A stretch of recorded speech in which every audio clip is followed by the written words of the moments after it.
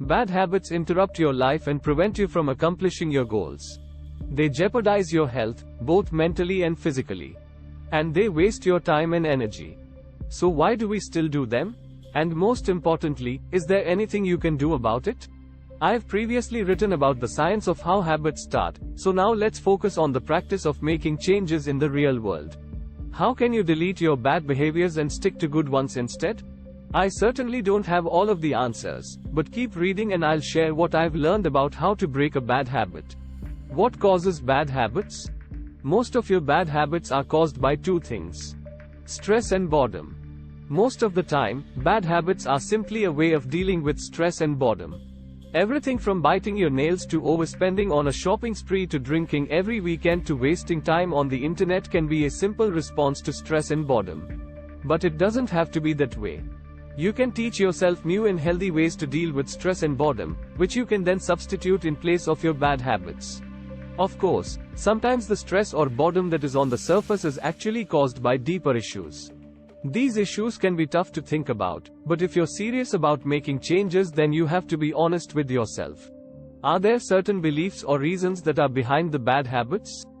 Is there something deeper, a fear, an event, or a limiting belief, that is causing you to hold on to something that is bad for you? Recognizing the causes of your bad habits is crucial to overcoming them. You don't eliminate a bad habit, you replace it. All of the habits that you have right now, good or bad, are in your life for a reason. In some way, these behaviors provide a benefit to you, even if they are bad for you in other ways. Sometimes the benefit is biological, like it is with smoking or drugs. Sometimes it's emotional, like it is when you stay in a relationship that is bad for you. And in many cases, your bad habit is a simple way to cope with stress. For example, biting your nails, pulling your hair, tapping your foot, or clenching your jaw. These benefits or reasons extend to smaller bad habits as well. For example, opening your email inbox as soon as you turn on your computer might make you feel connected.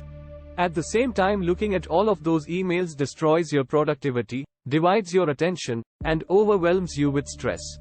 But it prevents you from feeling like you're missing out, and so you do it again. Because bad habits provide some type of benefit in your life, it's very difficult to simply eliminate them. This is why simplistic advice like, just stop doing it, rarely works. Instead, you need to replace a bad habit with a new habit that provides a similar benefit. For example, if you smoke when you get stressed, then it's a bad plan to just stop smoking when that happens. Instead, you should come up with a different way to deal with stress and insert that new behavior instead of having a cigarette. In other words, bad habits address certain needs in your life. And for that reason, it's better to replace your bad habits with a healthier behavior that addresses that same need. If you expect yourself to simply cut out bad habits without replacing them, then you'll have certain needs that will be unmet, and it's going to be hard to stick to a routine of, just don't do it, for very long. How to break a bad habit? Here are some additional ideas for breaking your bad habits and thinking about the process in a new way. Choose a substitute for your bad habit. You need to have a plan ahead of time for how you will respond when you face the stress or boredom that prompts your bad habit. What are you going to do when you get the urge to smoke? Example, breathing exercises instead. What are you going to do when Facebook is calling to you to procrastinate? Example, write one sentence for work. Whatever it is and whatever you are dealing with, you need to have a plan for what you will do instead of your bad habit. Cut out as many triggers as possible. If you smoke when you drink, then don't go to the bar. If you eat cookies when they are in the house, then throw them all away. If the first thing you do when you sit on the couch is pick up the TV remote, then hide the remote in a closet in a different room. Make it easier on yourself to break bad habits by avoiding the things that cause them. Right now, your environment makes your bad habit easier and good habits harder. Change your environment and you can change the outcome.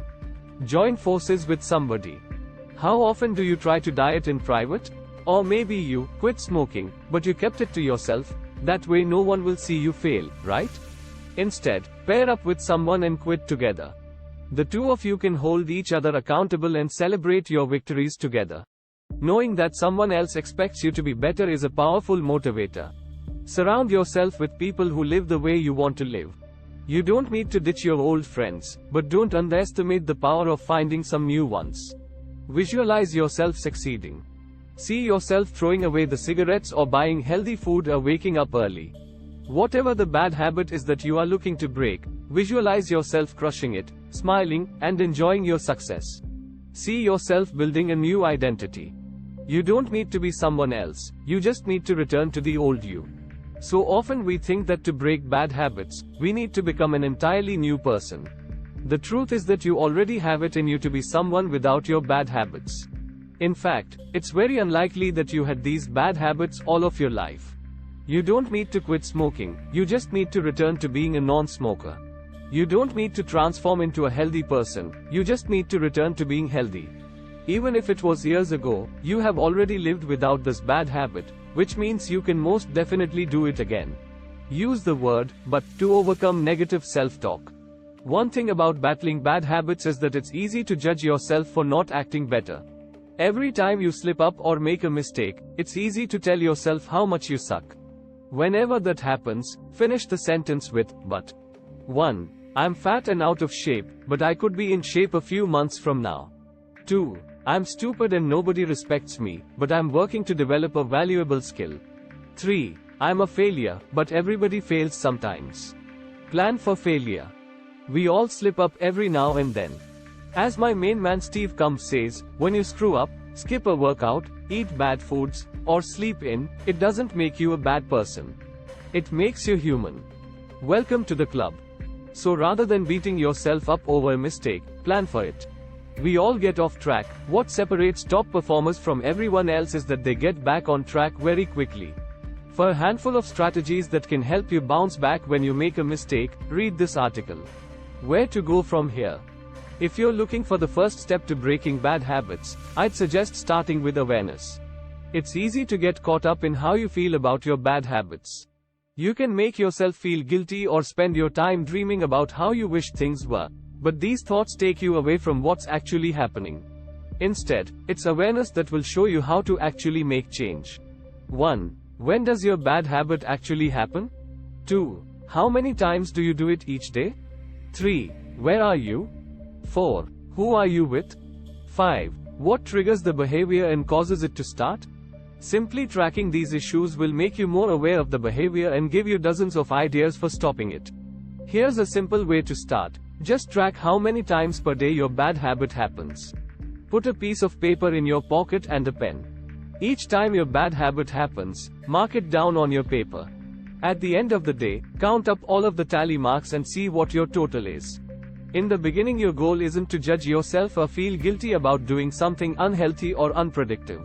The only goal is to be aware of when it happens and how often it happens. Wrap your head around the problem by being aware of it. Then, you can start to implement the ideas in this article and break your bad habit. Breaking bad habits takes time and effort, but mostly it takes perseverance.